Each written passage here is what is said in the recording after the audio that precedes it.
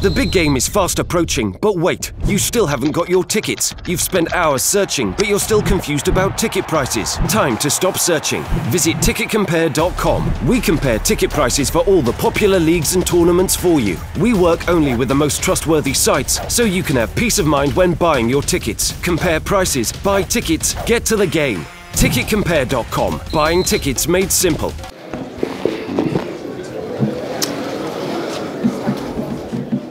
Well, first of all, let me just say what a privilege it is for the New England Patriots to be here in Super Bowl 52. It's a great honor to compete in this game and compete for the Super Bowl championship.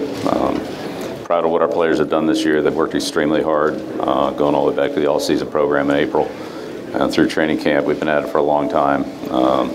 These guys work hard every day, and they've earned everything that they've accomplished this year. And we look forward to Sunday. I have a tremendous amount of respect for the Eagles, their football team, Jeff, Doug, his staff, a lot of their great players who we're familiar with one way or another through various interactions. So it's a great organization, great team, and again, we're honored to be part of this great game, and I look forward to being at our best on Sunday afternoon against the Eagles. If you have any questions, please raise your hand for a microphone. Coach, do you love winning or hate losing more? Yeah, we always play to win.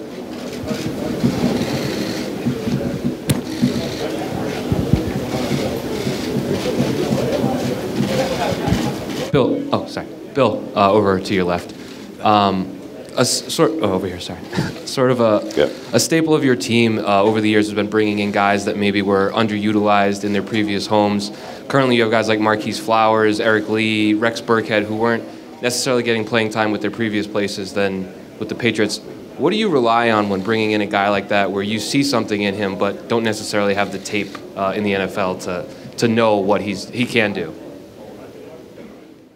Well, all those players you mentioned played enough football, and they've been in the league for a while. So, but in the end, what we try to do when we bring players onto the team, or bring players that we feel like will be able to contribute and help us win. And if they fall into that category, sometimes you know more on some guys than others. But bottom line is, if the player can help our team and we feel like he can fit into our scheme, system, and be a contributor, then certainly willing to take a look at him. Coach. Yes? Do you have the same feelings coming to each Super Bowl, going back to when you came with the Giants? Or does it change? Can you hear me now? Yeah, I got it. Sure now. Thank you. Okay. Do you have the same feelings when you come to the Super Bowl, just going back to as an assistant with the Giants, or does it change with each year about the game? No. That's a great question. I think it changes every year. The venues are different, the teams are different, the matchups are different, and so the road that the team has traveled to get here is different, as is the road that your opponent has traveled. So each one's unique, each one's special. Super Bowl 21 in Pasadena as an assistant, it was different than being a head coach. Just different. I was at a different point in my life. But they're all good. They're all special, and they're awfully hard to. This is a hard place to get to. You gotta meet all the competition. You gotta find a way to withstand it and battle through it. And so it's a great feeling to be here. So, thank you, Bill. How important has Moses Cabrera been in terms of preventing injuries and the relative health of your team, and what makes him such a good fit for your staff? Yeah, Moses does a great job for us. He does a great job of working with all the players. As you know, we have guys on our team that have very little experience in the NFL, very little experience in training. and training the way we want to train. We have other guys that have been training maybe in some places, whether it's here or somewhere else, for quite a number of years as National Football League players. So, and we have guys that are 180 pounds. We have guys that are 350 pounds, and all in between, skill players and linemen and so forth. So it's quite a spectrum. And I think that's probably the key part of his job, is to balance all those things, that all the needs of the individual players. We have an overall program that we adhere to for everyone, but at the same time we modify it for everyone as well, because all our players are unique individuals. They have specific needs, and he has a great background and ability to modify things to help each individual player. So he's done a great job. Bill, back here, and Bill over here in the center, along the aisle. Got it. How are you? What are your memories of years ago facing young Doug Peterson when he was then a quarterback of the Cleveland Browns, and you were in the beginning stages of your coaching tenure in New England? Yeah, no, I mean, that was quite a while ago. But again, I think the bottom line really is more the matchups on these two teams, and Coach Peterson's done a great job with this football team, certainly with the offense. They've lost a couple of key players this year, but they've continued to roll along with tremendous production in all areas of the game, and they're very good in the red area, very good on third down. Make a lot of explosive plays. They have great balance between their running backs, tight ends, and wide receivers. So I'm really focused on what they've done, what they're doing, how hard they are to stop, how explosive they are, how well they execute what they're doing. Hey, Bill. Butch Stearns. Butch. Dion Lewis and Brandon Cook separately. Can you just talk about the seasons they've had and what both of them have meant to your offense? Well, Dion and Brandon work very hard. They're both great kids. They give you everything they've got. They want to absolutely do what's best for the team and execute their role on each individual play, whatever that happens to be. They've been very, very consistent all year long on the practice field, meetings, games. They're there every week. They made a lot of plays for us. But they're great kids to work with. They work hard. They're tough. They know what to do. They do their best, try to do it well. Coach, you are tied with Vince Lombardi and George Halas with 5 championships won. What are your impressions of those two legendary coaches? And way back when, did you ever have any interactions with those guys? I had some with Coach Halas. Never really had any with Coach Lombardi. But my dad had connections with Coach Halas through Bill Wade, who was their quarterback, and my dad coached Bill at Vanderbilt in 50, 51, 52, back in there. And Chuck Mather was kind of his right-hand man, kind of #1 assistant on the staff. And Chuck and my dad went way back, so we would...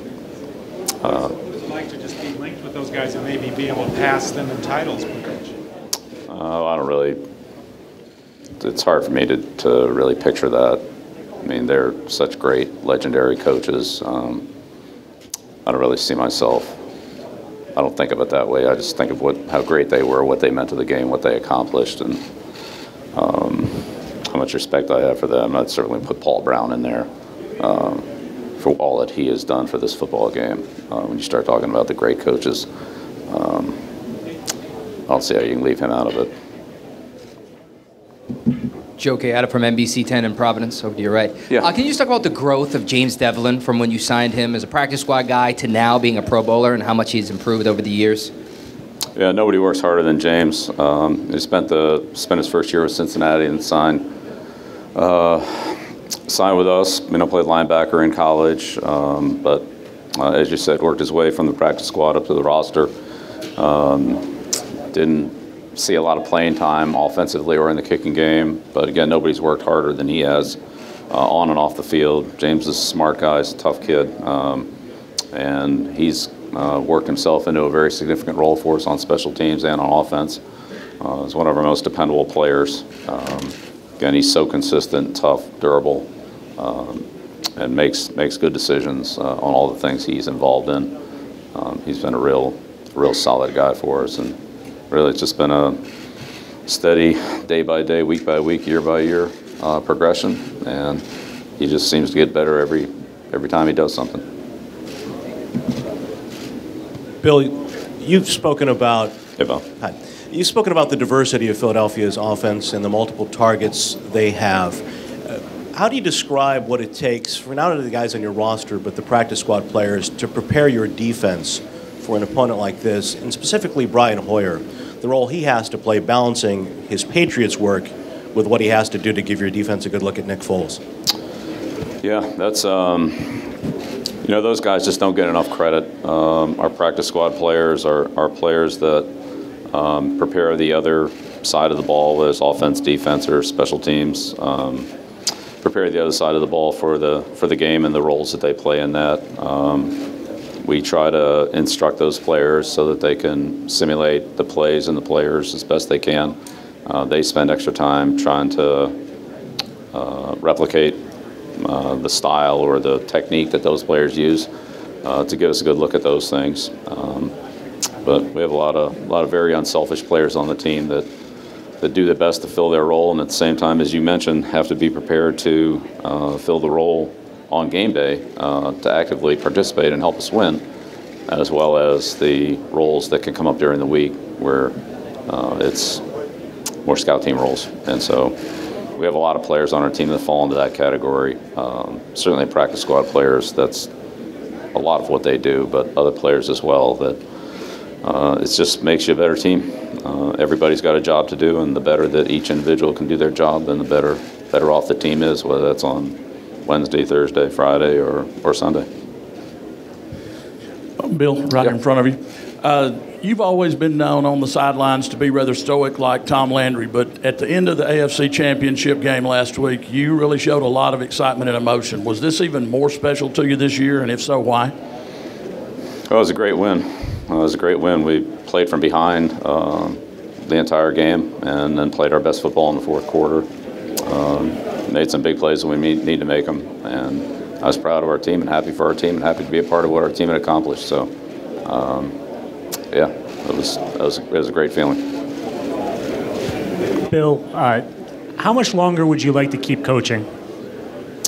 Yeah, right now my focus is on Sunday against the Eagles, and that's my window right now. Just try to do the best job I can for our team in the next few days and be at our best on Sunday afternoon against the Eagles.